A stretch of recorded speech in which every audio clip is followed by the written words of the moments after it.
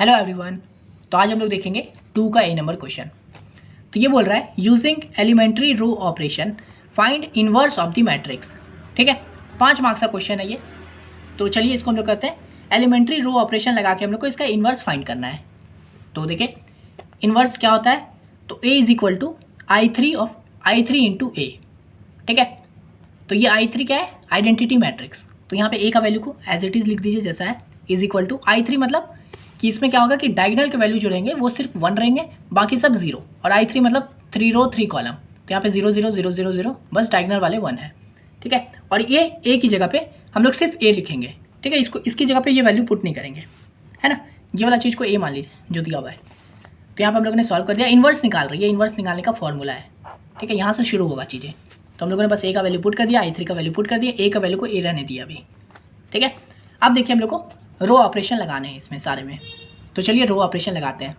देखिए यहाँ पे ना मैंने जब ये जैसे ये लगा रहा हूँ ना ऑपरेशन, तो यहाँ पे बच्चे कंफ्यूज हो जाते हैं, मुझसे पूछता है कि ये ऑपरेशन आपने कैसे लगाया, मतलब इसको कैसे याद करना है। अरे ये याद करने वाली चीज़ें नहीं है, यहाँ पे आपको बस अपना बेसिक दिमाग लगा के आपको कहाँ पहुँचना है उसके हिसाब से खुद अपने हिसाब से लगाओ। ज़रूरी नहीं है कि आपका ये सेम टू सेम रहे, हो सकता है आप कोई अलग अप्रोच से कर रहे हो तो आपका ऑपरेशन अलग हो सकता है। समझ गए ना। तो यहाँ पे देखिए हमको अभी करना क्या है, हमारा टारगेट क्या है, ये जो वाला पार्ट है ना, ये पूरा जो है मैट्रिक्स, इसको हम लोगों को ये मैट्रिक्स की तरह बनाना है, यानी कि डायगोनल का 1 1 रहेगा, बाकी सब 0 0 रहेगा। हमारा टारगेट ये है कि इसके अंदर जितना भी वैल्यू है उसको ये इस तरह का मैट्रिक्स बनाओ। समझे, ये टारगेट है। तो देखिए अब अपने टारगेट के हिसाब से चलते हैं। टारगेट हम लोग को क्या है,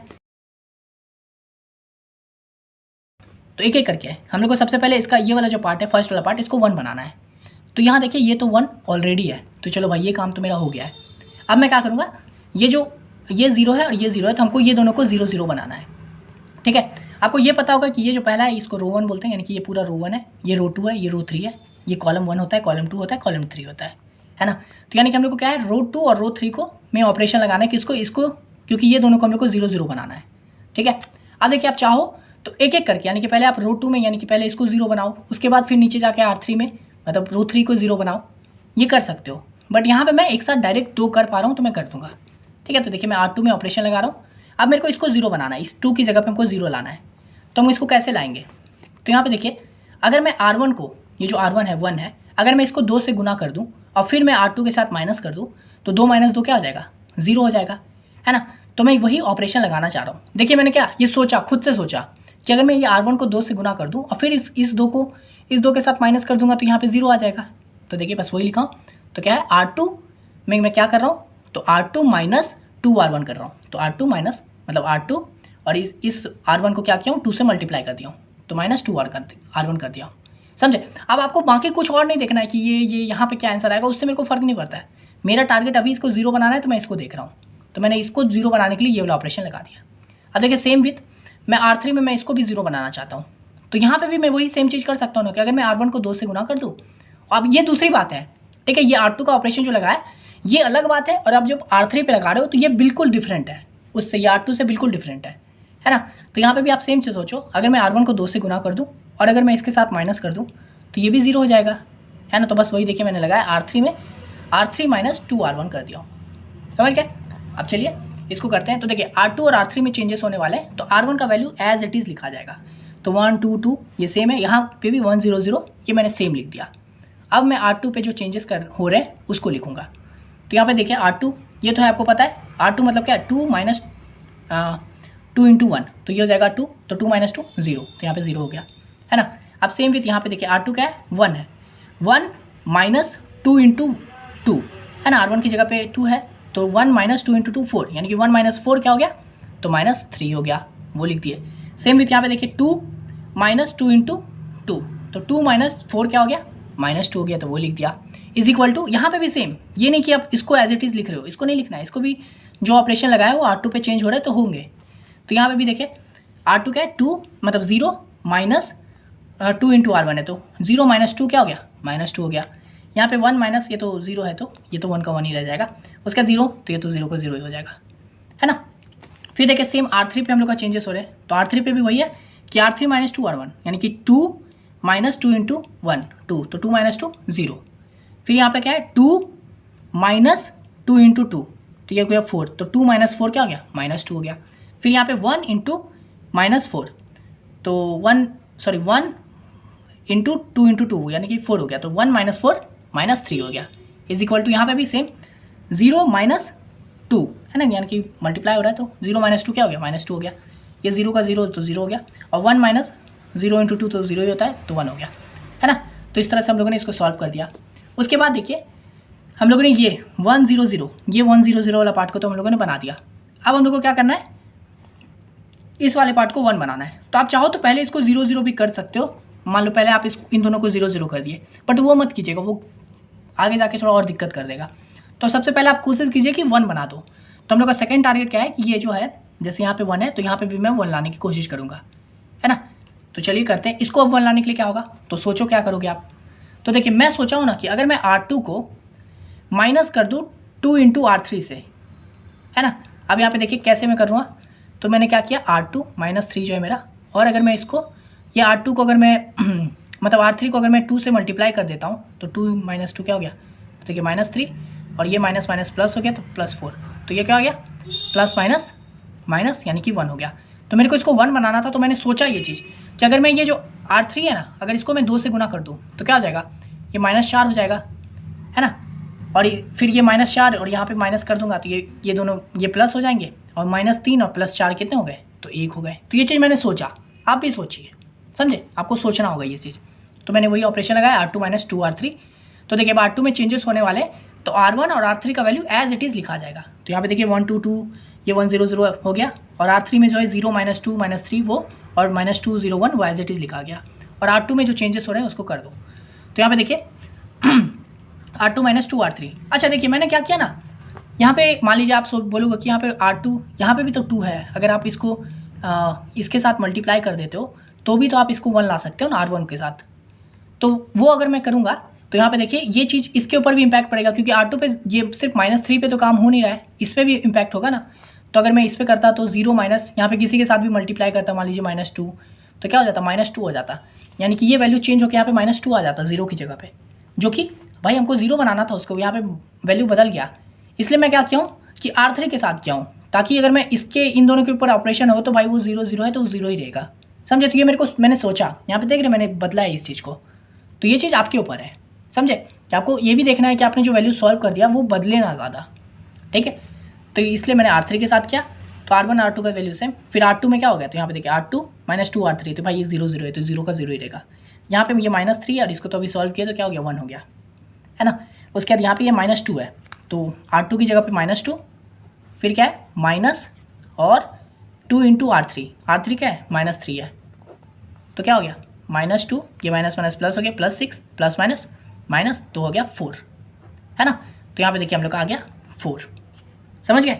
इसी तरह से इसको भी सॉल्व करेंगे यहाँ पे इस पूरे R2 को, तो क्या है R2 - 2 R3, तो -2 + 4 हो जाएगा, तो यहाँ पे क्या हो जाएगा 2 हो जाएगा, है ना। कर लीजिएगा, इसको भी कीजिएगा, तो 1 आएगा और यहाँ पे -2 आएगा जब ये ऑपरेशन लगाओगे तो, ठीक है। उसके बाद देखिए मैंने इसको 1 बना दिया।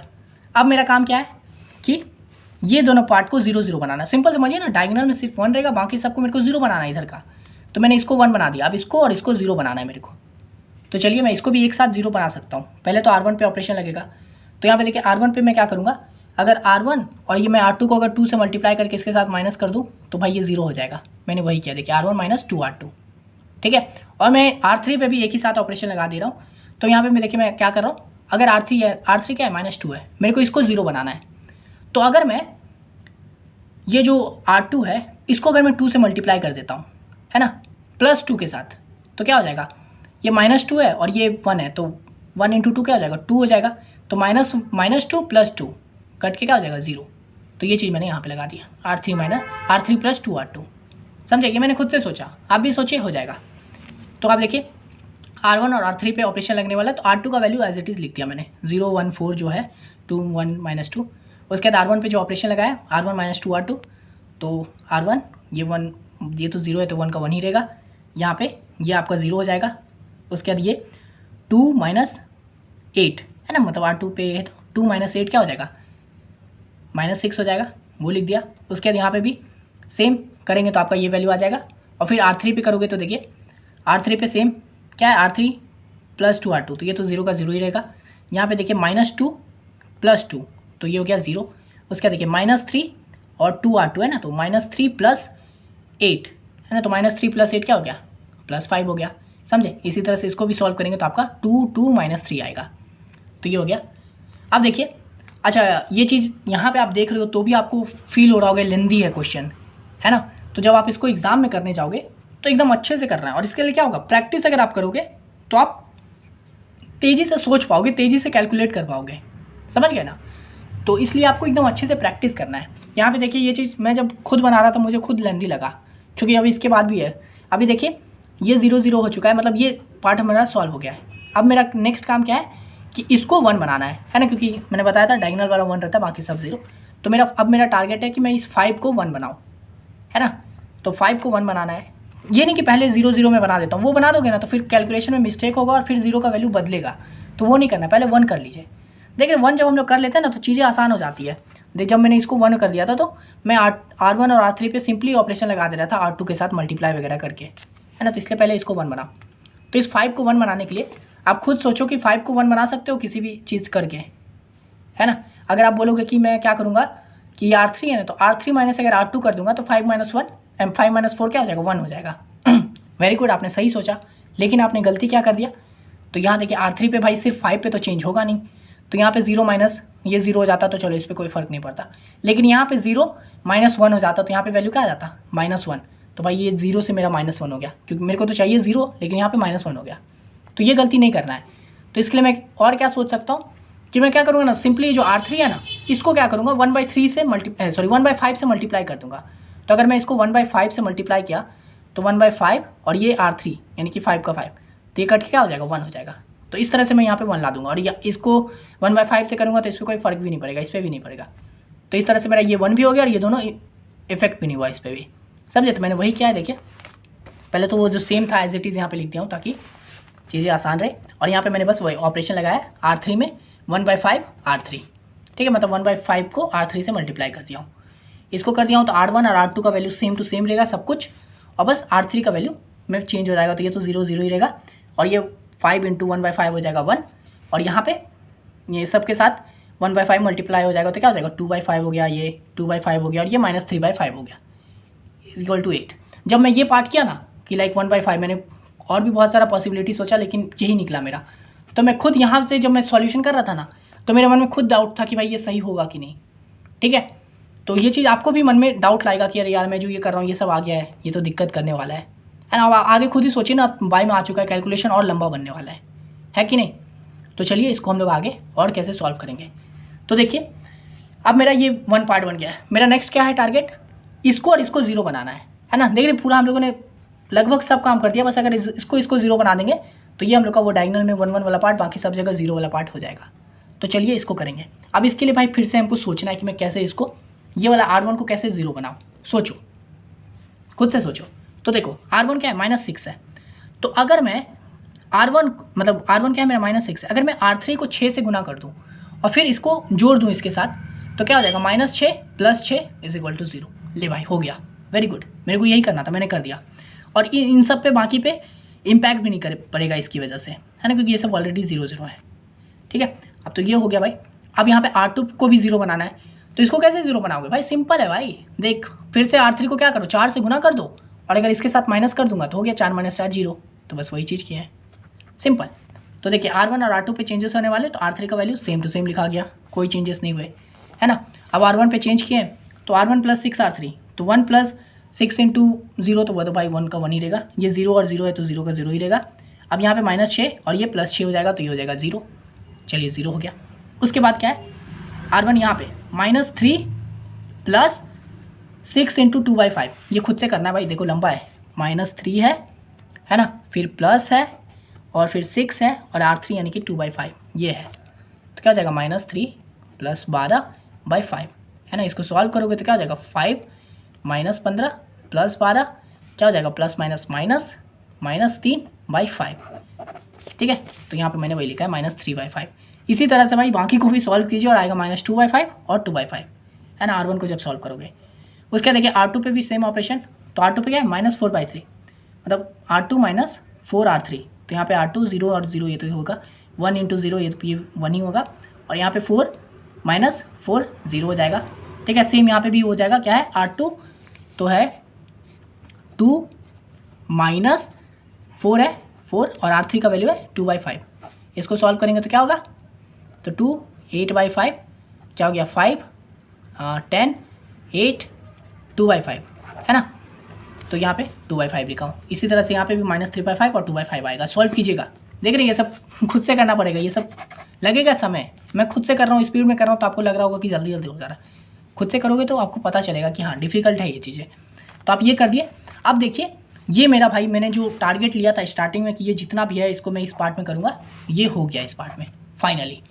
तो आप बस जैसे ही आपने इस पार्ट को यहाँ पे I3 के फॉर्म में लिखा, तो यहाँ पे जो सॉल्व करके आंसर आया है ना, यही आपका फाइनल आंसर है, समझ गए। तो आपको जो इन्वर्स निकालने बोला था, दिस इज इन्वर्स, ठीक है। तो दैट इज़ यहाँ पे क्या हो जाएगा, सिंपल समझिए ना, ये ए है ना, तो ये मैं ए को सिंपली क्या करूँगा, उठा के इस तरफ लेके आ जाऊँगा, तो ए क्या है, ए इधर आके ए इन्वर्स हो जाएगा। तो A inverse is equal to this, तो मैंने एज इट इज़ लिख दिया। तो ए इन्वर्स इक्वल टू -3/5 2/5 2/5, ठीक है। तो ये हो गया आपका फाइनल आंसर। देखो यहाँ तक मेरे को नहीं पता था कि आंसर सही होगा कि नहीं, पर जैसे ही मैंने R1 और R2 को सॉल्व किया ना, देखिए ये एक पैटर्न में बन गया है, देख रहे ये इसका diagonal part same to same है, बाकी सब 2/5 2/5 2/5। तो यहाँ पे जाके मेरे को तसल्ली हुआ था कि हाँ चल भाई आंसर सही आया है, समझ गए। तो यही था क्वेश्चन नंबर 2 का ए। तो आशा करते हैं आपको ये वीडियो समझ में आ गया होगा, ठीक है। और अगर आपको वो इसका PDF चाहिए तो आपको पता ही है क्या करना है, इंस्टा पे मैसेज कीजिए, फ्री PDF नहीं है, पेड PDF है। और डिस्क्रिप्शन का एंड वाला वीडियो ज़रूर देखिएगा। ये सब वीडियो बनाने में काफ़ी समय लगता है, बहुत मेहनत लगता है, बहुत बोलना पड़ता है, एक एक चीज़ समझाता हूँ मैं, देख रहे हो आप, छोटा छोटा चीज़ भी समझा रहा हूँ, तो ज़रूर कुछ सपोर्ट दिखाइएगा, ठीक है। और मिलते हैं नेक्स्ट वीडियो में, तब तक के लिए बाय।